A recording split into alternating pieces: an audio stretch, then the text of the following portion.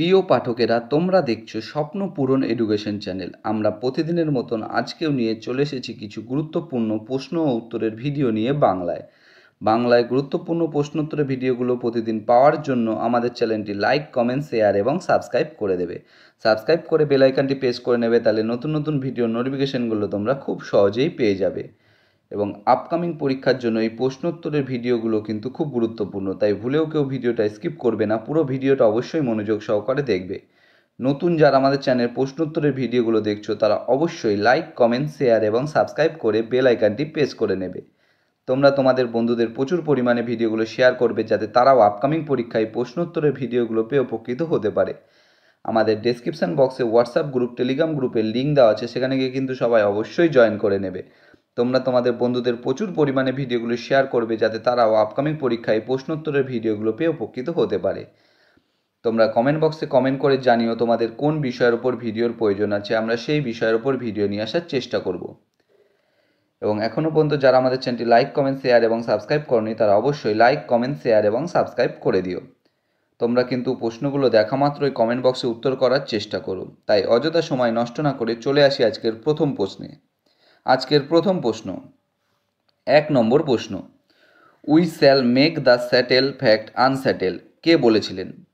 তোমাদের সামনে 4টে অপশান রয়েছে, 4টে অপশানের মধ্যে সঠিক উত্তরটি হয়ে যাবে option B, Surendranath Banerjee.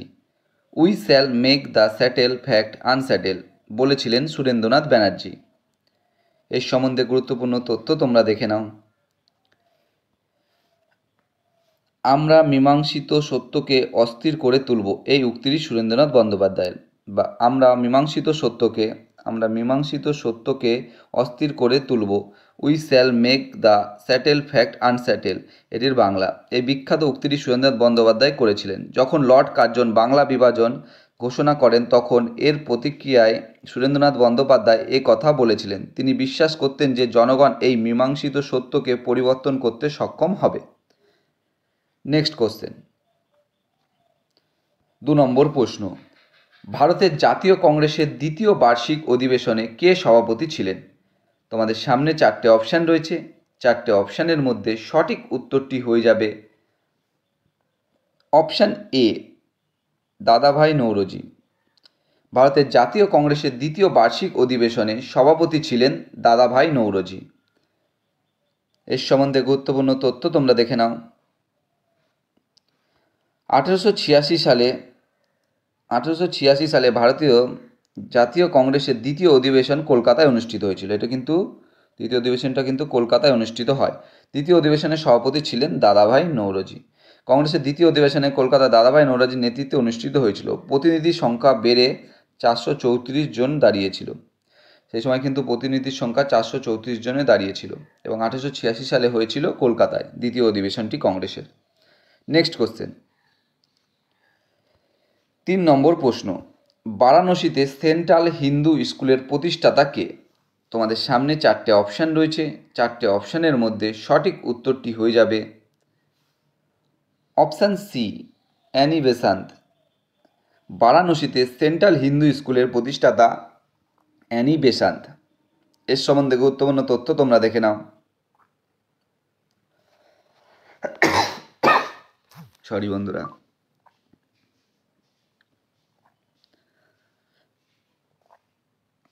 British সমাজতান্ত্রিক অ্যানি বেসান্ত ছিলেন একজন ব্রহ্মজ্ঞানী, ফ্রিসম্যান, নারীর অধিকারী ও গৃহ শাসনের প্রবক্তা, একজন শিক্ষাবিদ এবং ভারতীয় জাতীয়তাবাদের সমর্থক। তিনি আয়ারল্যান্ড এবং ভারত উভয় দেশের মানব স্বাধীনতা এবং স্বায়ত্তশাসনের একজন সাহসী পথপ্রদর্শক ছিলেন। বেনারস হিন্দু বিশ্ববিদ্যালয়ের প্রতিষ্ঠাতাদের একজন ছিলেন অ্যানি বেসান্ত। কামাচা ভেলপুরি, বারাণসীতে সেন্ট্রাল হিন্দু বয়েজ স্কুল বা CHS নামেও ছেলেদের জন্য একটি মাধ্যমিক বিদ্যালয় রয়েছে। এটি 1898 সালে অ্যানি বেসান্ত দ্বারা প্রতিষ্ঠিত হয়েছিল। এটি বেনারস হিন্দু বিশ্ববিদ্যালয়ের সাথে যুক্ত। তাহলে বেনারস হিন্দু বিশ্ববিদ্যালয় 1898 সালে অ্যানি বেসান্ত তৈরি করেছিলেন। পরবর্তী প্রশ্ন, 4 নম্বর প্রশ্ন, শিকাগো ধর্মসভা কবে আয়োজিত হয়েছিল? তোমাদের সামনে 4টে অপশান রয়েছে, 4টে অপশানের মধ্যে সঠিক উত্তরটি হয়ে যাবে অপশান এ 1893 সাল। শিকাগো ধর্ম মহাসভা আয়োজিত হয়েছিল 1893 সালে। এর সম্বন্ধে গুরুত্বপূর্ণ তথ্য তোমরা দেখে নাও। শিকাগো ধর্ম মহাসভা 1893 সালের 11 থেকে 27 সেপ্টেম্বর পর্যন্ত অনুষ্ঠিত হয়েছিল। এই সম্মেলনটি ছিল বিশ্বের প্রথম ধর্মীয় মহাসম্মেলন, যেখানে বিভিন্ন দেশ থেকে ধর্মীয় প্রতিনিধিরা অংশ নিয়েছিলেন। স্বামী বিবেকানন্দ এই সম্মেলনে হিন্দু ধর্মের প্রতিনিধিত্ব করেছিলেন। হিন্দু ধর্মের প্রতিনিধিত্ব করেছিল কিন্তু স্বামী বিবেকানন্দ।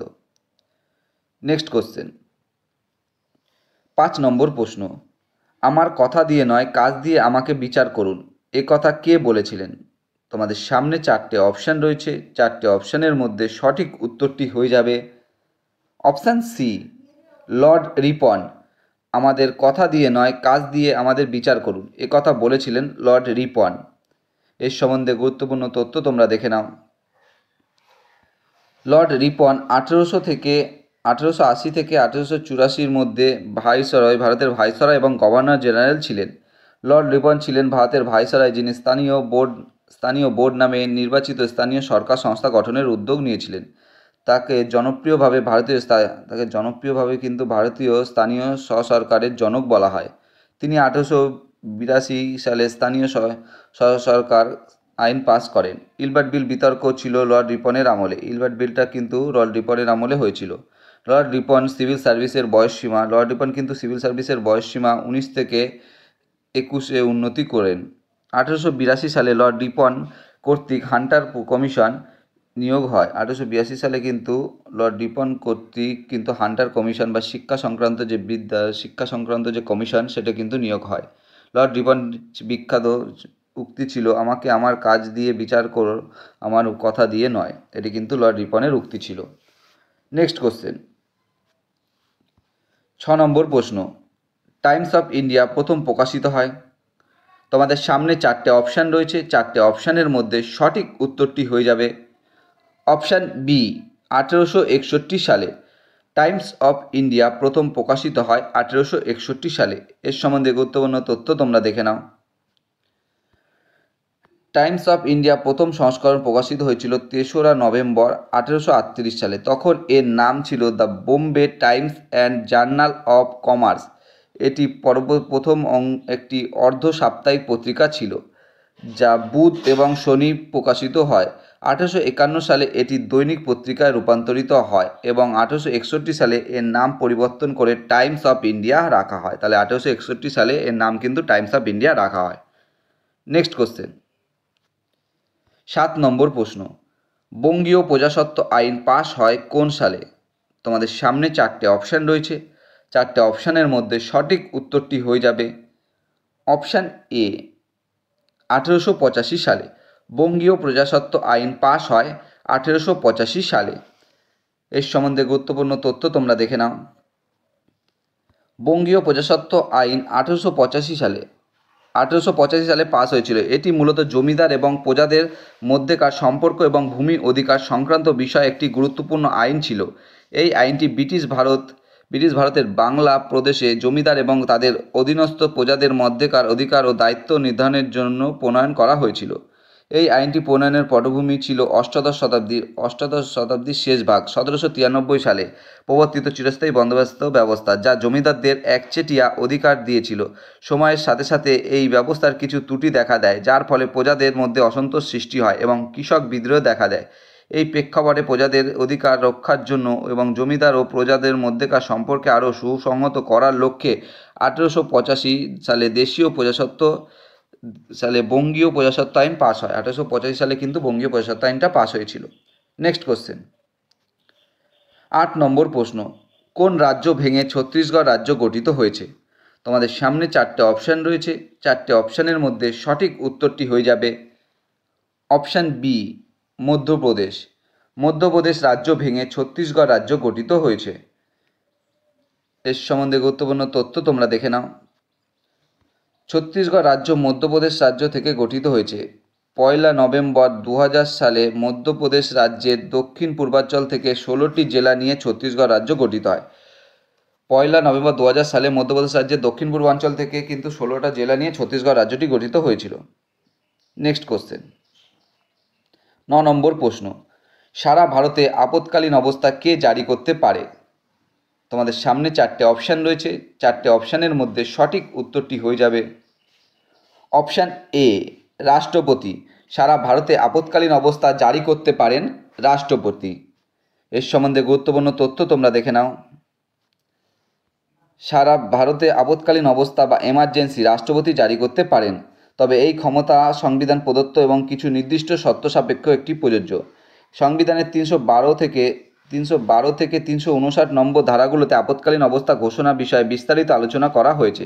সাধারণত নিম্নলিখিত পরিস্থিতিতে রাষ্ট্রপতির আপৎকালীন অবস্থা ঘোষণা করতে পারেন: যুদ্ধ, বহিরাগত আক্রমণ বা সশস্ত্র বিদ্রোহের কারণে দেশের নিরাপত্তা যখন বিপন্ন হয়, রাজ্যে সাংবিধানিক যন্ত্রের ব্যর্থতা বা রাষ্ট্রপতি শাসন, যদি দেশের আর্থিক স্থিতিশীলতা বা আর্থিক সুনাম হুমকির সম্মুখীন হয়। এই 3টি কারণে কিন্তু রাষ্ট্রপতি এমার্জেন্সি বা আপৎকালীন অবস্থা জারি করতে পারে। নেক্সট কোশ্চেন, 10 নম্বর প্রশ্ন, আজকের শেষ প্রশ্ন। সংবিধানের কোন ধারা বলে রাষ্ট্রপতি কোনো রাজ্য সরকারকে বরখাস্ত করতে পারেন? তোমাদের সামনে 4টে অপশান রয়েছে। 4টে অপশানের মধ্যে সঠিক উত্তরটি হয়ে যাবে অপশান ডি, 356 নম্বর ধারায়। সংবিধানের 356 ধারায় বলে রাষ্ট্রপতি কোনো রাজ্য সরকারকে বরখাস্ত করতে পারেন। এর সম্বন্ধে গুরুত্বপূর্ণ তথ্য তোমরা দেখে নাও। সংবিধানের 356 ধারা অনুযায়ী রাষ্ট্রপতি কোনো রাজ্য সরকারকে বরখাস্ত করতে পারেন। এই ধারা অনুযায়ী যদি কোনো রাজ্যের সরকার সংবিধান অনুযায়ী চলতে ব্যর্থ হন, তাহলে রাষ্ট্রপতি সেই রাজ্যের সরকার বরখাস্ত করে সেখানে রাষ্ট্রপতি শাসন জারি করতে পারেন। আরও বিস্তারিতভাবে 356 নম্বর ধারা অনুযায়ী যদি কোনো রাজ্যের রাজ্যপাল রাষ্ট্রপতিকে রিপোর্ট করেন যে রাজ্যের সরকার সংবিধান অনুযায়ী চলতে পারছেন না, তাহলে রাষ্ট্রপতি সেই রাজ্য সরকারের বরখাস্ত করতে পারেন এবং রাজ্যের শাসনভার নিজের হাতে নিতে পারেন, অথবা রাজ্যপালের মাধ্যমে শাসনভার পরিচালন করতে পারেন। বন্ধুরা, তোমাদের জন্য আজকে কটাই প্রশ্নোত্তর ছিল। প্রশ্নোত্তরগুলো পেয়ে যদি তোমরা উপকৃত হয়ে থাকো, অবশ্যই আমাদের চ্যানেলটি লাইক, কমেন্ট, শেয়ার এবং সাবস্ক্রাইব করে দিও। সাবস্ক্রাইব করে বেল আইকনটি প্রেস করে নিও, তাহলে নতুন নতুন ভিডিও নোটিফিকেশনগুলো তোমরা খুব সহজেই পেয়ে যাবে। নতুন যারা আমাদের চ্যানেলে প্রশ্নোত্তরের ভিডিওগুলো দেখছো, তারা অবশ্যই লাইক, কমেন্ট, শেয়ার এবং সাবস্ক্রাইব করে বেল আইকনটি প্রেস করে নিও। তোমরা তোমাদের বন্ধুদের প্রচুর পরিমাণে ভিডিওগুলো শেয়ার করো, যাতে তারাও আপকামিং পরীক্ষায় প্রশ্নোত্তরগুলো পেয়ে উপকৃত হতে পারে। আমাদের ডেসক্রিপশন বক্সে হোয়াটসঅ্যাপ গ্রুপ, টেলিগ্রাম গ্রুপের লিঙ্ক দেওয়া আছে, সেখানে গিয়ে সবাই অবশ্যই জয়েন করে নিও। এবং তোমরা কমেন্ট বক্সে কমেন্ট করে জানিও তোমাদের কোন বিষয়ের উপর ভিডিওর প্রয়োজন আছে, আমরা সেই বিষয়ের উপর ভিডিও নিয়ে আসার চেষ্টা করব। এবং এখনও পর্যন্ত যারা আমাদের চ্যানেলটি লাইক, কমেন্ট, শেয়ার এবং সাবস্ক্রাইব করনি, তারা অবশ্যই লাইক, কমেন্ট, শেয়ার এবং সাবস্ক্রাইব করে দিও। তোমরা লাইক, কমেন্ট, শেয়ার এবং সাবস্ক্রাইব করলে আমরা আরও আগ্রহ পাবো এবং নতুন নতুন ভালো ভালো ভিডিও নিয়ে আসার চেষ্টা করব। তাই তোমরা এখনও পর্যন্ত যারা আমাদের চ্যানেলটি লাইক, কমেন্ট, শেয়ার এবং সাবস্ক্রাইব করনি, তারা অবশ্যই লাইক, কমেন্ট, শেয়ার এবং সাবস্ক্রাইব করে